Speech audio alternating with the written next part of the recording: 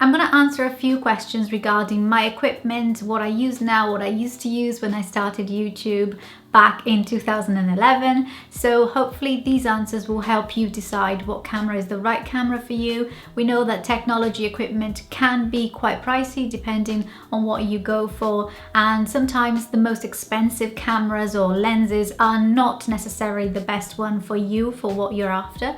So hopefully some of these answers will be helpful or useful for you if you're thinking about starting your own YouTube channel, or if you just want to improve the quality of your videos. The first camera I used when I started my YouTube channel 5 years ago was a Canon 1100D DSLR camera, and back then that was the camera that everybody was going for. It was around about the same time that DSLR cameras became popular amongst vloggers and bloggers, and I had been blogging for a year before I started my YouTube channel. So when I decided to start my channel, I wanted to upgrade and improve what I'd been doing. I only had a little point and shoot camera and my iPhone to take pictures, and I decided it was a perfect time to upgrade a little bit my equipment, and I made the big move from point and shoot to DSLR. And I noticed a huge improvement in the quality of my videos and my photos, because it was kind of like a big jump to go from point and shoot to DSLR, even though that DSLR camera was very basic, it was very entry level, there was nothing fancy about it. I still loved it, and I thought it was the perfect way to start. It was a little bit of an investment, but like I said, I was ready to upgrade anyway, and so I thought I'd take the plunge and get that camera. The only two downsides of the Canon 1100D for YouTube videos were that there was no flip out screen and no support for wireless remote control. The flip out screen is useful for if I'm sitting here in front of the camera and I want to make sure that everything is in focus. I don't have to go at the back of the camera to look at the screen. I can just look sideways and there's a little screen there, and I can see if I'm in shot, if I'm in focus, and that's very useful.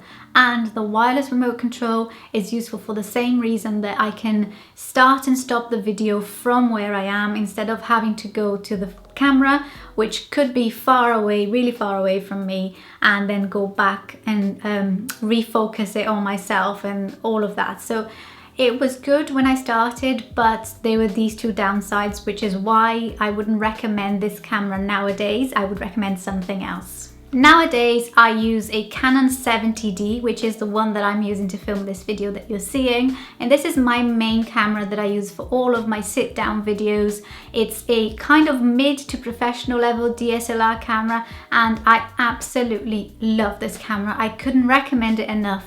Anyone that asks me what camera do you think I should buy for my YouTube videos, I always recommend, depending on your budget, I always recommend the Canon 70D. A few things are great about this camera, and a few things make it perfect for YouTube. First of all, it has the flip out screen that I mentioned before, so you can see if you're in focus before you're starting your video. You can recompose your shot without having to move from where you are. The second thing is support for wireless remote control, which I have here to show you. And this is the wireless remote control that I use. It's very easy to start and stop the video from where I'm sitting, and I think that's very handy. The third thing that's very, very good about this camera is that it has an automatic autofocus during video mode. If I want to show you something up close, the camera will focus and then we'll go back to focusing on me, as you can see. So that's very, very good, because if you're trying to show people what you're talking about, you don't have to sit here, talk, and then go back closer to the camera, focus and show it. Previous cameras that I had, like the Canon 1100D and the Canon 600D, neither of them had this autofocus capacity, which is to me what makes the 70D a great camera for YouTube. It just means that there's no more of this, oh, I'm out of focus, I filmed a whole video and then I looked back at the footage and I was completely out of focus, because the camera does a really good job at autofocusing during video mode. One other thing that makes this camera so great is that the screen is touch screen, so you can adjust all of your settings by touching the screen. It's so much quicker than going through buttons and clicking and menus and things like that. So that's really handy to me. I absolutely love the touch screen. And one last thing that makes this camera even greater is that it has Wi-Fi, and that means that I can ping photos and videos straight from my camera into my phone just by using the Canon app on my phone and by operating the Wi-Fi on the camera. It's quite quick and easy, and it comes in handy quite a few times. I absolutely love this camera. Also, being a DSLR, you can change the lenses of the camera, and I have quite a few lenses that I like, but I'll talk about that later. Another camera that I use more for out and about and daily vlogs and things like that is the Canon G7X, and this camera is amazing. If you're just starting YouTube and you don't want to invest in a DSLR camera, this camera is perfectly capable of doing sit-down videos like this one, and also vlogs, daily vlogs and trips to the park. It's great for family as well. It has a lovely flip-out screen, which, like I said, is very handy for filming yourself because you can see what you're doing. However, I do recommend, if you're starting your YouTube videos, make sure that you're looking at the lens and not at the screen. The screen is useful to see that you're in focus, that you're in shot, but once you've established that everything is okay, start filming your video looking at the lens and carry on looking at the lens, because that makes it for better viewing. Whoever is watching you will see that you're looking at them if you're looking at the lens. If you're looking at the screen, it would just look really distracting, and that's something that really puts me off when I watch videos that people are not looking at the lens. I'll demonstrate how frustrating it can be to look at the screen and not at the lens. So I'm looking at my screen right now and I can see myself and I'm talking to myself, but you probably feel like I'm not talking to you. As if I look at the lens, it probably feels more personal, like I'm actually having a conversation with you, the viewer, and it makes, I think, more pleasant for you, and also it makes more sense for me. So anyway, back to the G7X. This is a great little camera. It also has Wi-Fi. It's also touchscreen. It has a great lens. If you know anything about videography and photography, this camera has a really good aperture of 1.8, which means that you can get some nice blurry backgrounds with it because it lets a lot of light in, so you can really make the most of that shallow depth of field. And overall, it's a compact camera. It fits in your handbag. My big DSLR camera, the Canon 70D, is quite hefty and bulky, and that's the only downside of this camera in terms of taking it out and about. It can be quite heavy for daily vlogging or for, you know, filming yourself talking to the camera, because it is big and heavy. And this one is just handy. I really like the quality of this camera, although I do have a few things I don't like about it. And one of the things is, although this camera does the autofocus during video mode, it is not very good at all. I could spend ages waiting and waiting and waiting for the camera to find me and focus on me, and then it loses focus. So that's something that started about a year after I bought this camera. It was that I started having autofocus problems. When it was brand new, I didn't have many problems, but now that I've had it for a little while, I got a bit frustrated with this camera, which is why I've recently upgraded to the Sony A6300.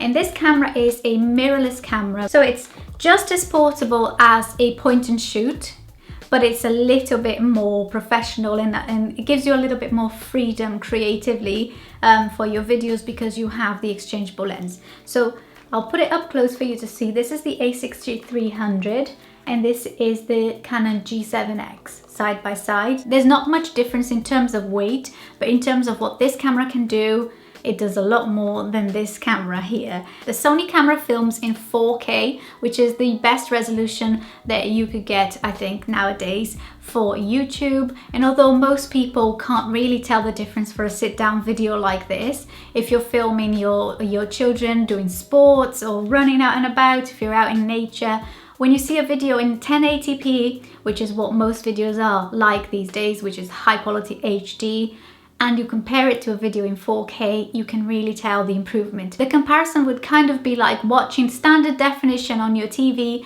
and then watching a channel in HD. You would immediately tell that the standard definition looks slightly blurry and the HD looks really sharp and clear. I'd say it's the same difference with 4K and 1080p. Once you see something in 4K, it's so crisp and sharp and beautiful, and then 1080p doesn't look as good in comparison.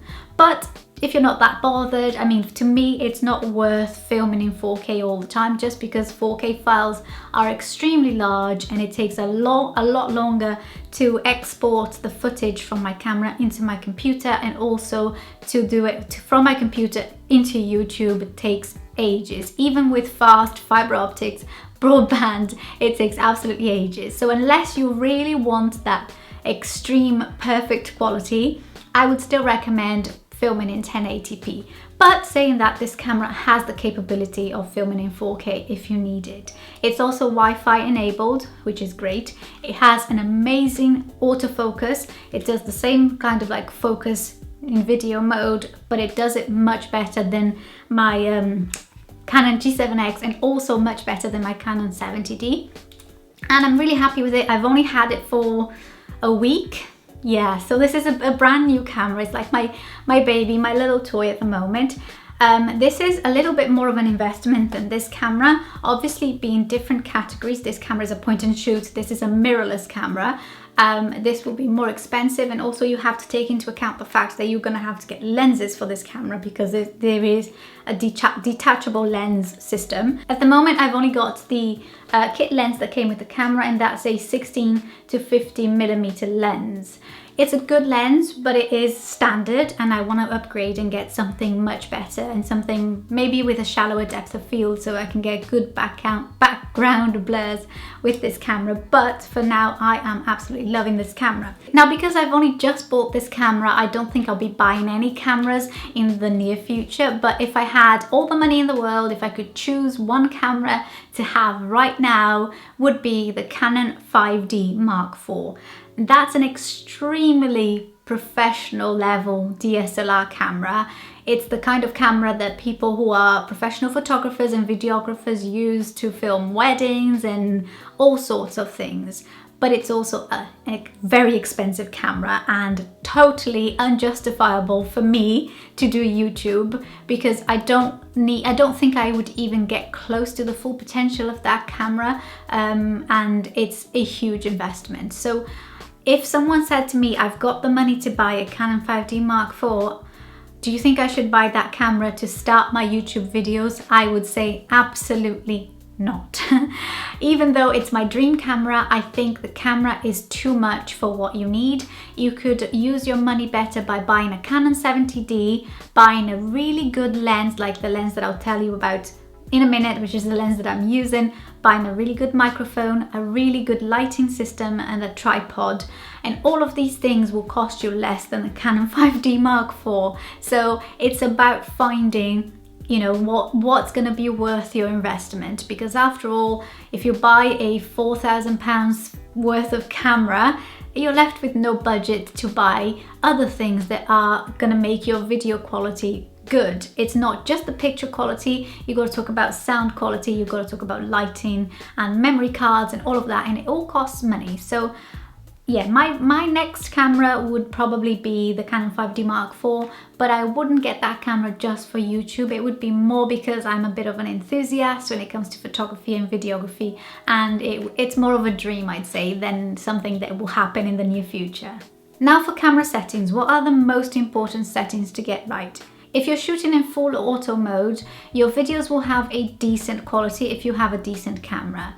But it won't have that wow factor, and you will only get that if you start getting familiar with your camera and playing with settings, not necessarily going full manual, because that can be quite scary, because manual mode means that you have to set everything yourself. I'm talking about ISO, aperture, shutter speed, and all of this can be really intimidating if you're only just starting YouTube and you don't really know what you're doing yet. So what I do most of the times when I can't be bothered with manual mode is I put my camera into P mode, and that mode just gives me enough freedom to just change the exposure. To me, that's the most important setting in my camera. It's the exposure. It's a little dial at the bottom of the screen. It means that I can brighten or darken my videos without having to worry about ISO and shutter speed and aperture and all of that. It's just a plus or a minus. If you go plus, it means that your video is getting lighter. If you go minus, it means your video is getting darker. So maybe let's say you're shooting in conditions that aren't ideal. Maybe it's the middle of winter in the UK and you have absolutely no natural lighting and you just want to film a video but you don't have any good lighting. The exposure button might save the day for you, and it has saved the day many times for me. If you're a bit braver and you want to go into manual mode, there are a couple of things that I think are extremely important. The first thing is make sure you set your shutter speed right. because if you don't set it right, things might look very dodgy. You might get some light streaks, you might get some motion blur. The rule of thumb for shutter speed if you're on manual mode is that your shutter speed should always be double the amount of the frames per second that you're filming on. For example, I'm filming this video in 25 frames per second, so my shutter speed couldn't be any less than 50. If I was filming in 24 frames per second, then my shutter speed would have to be 48. However, most cameras don't give you the option of going to 48. They either go from 40 to 50 or 45 to 50. My camera goes from 40 to 50. So I would still shoot in 50 frames per second because that's the minimum, and the lower that you can go is twice. Now, if you're shooting 30 frames per second, then you have to set your shutter speed to a minimum of 60. So that's kind of the rule of thumb to follow to know that you're not going to mess things up. If I'm shooting on manual mode, the first thing I set is my shutter speed to make sure that that's compatible with the frames per second that I'm shooting. The second thing that I set is my ISO. ISO is basically a light compensation system. So your camera will try and compensate for the lack of light or for too much brightness. Usually the best ISOs are the lower numbers. Most cameras start on ISO 100 and they go up 200, 3, 4, 5, 6, 7, 8.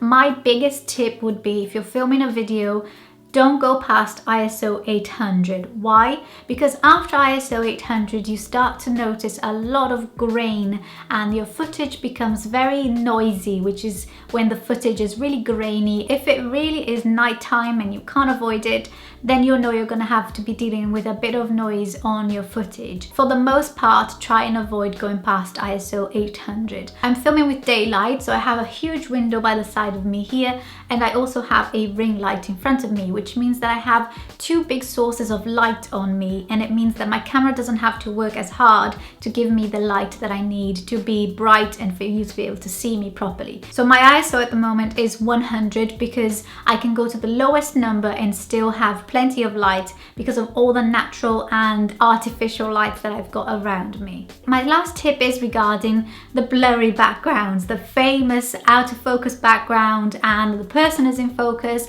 where everything just looks beautiful and dreamy, and it's very popular amongst YouTubers. In order to get that kind of effect on your videos, you need to get yourself familiar with aperture. The aperture is not so much down to your camera, but more to the lens that you're using. So each lens will have a range of an aperture. This is the kit lens that came with my Canon 70D, and as you can see there, this camera has an aperture of 3.5 to 5.6. These are the numbers there.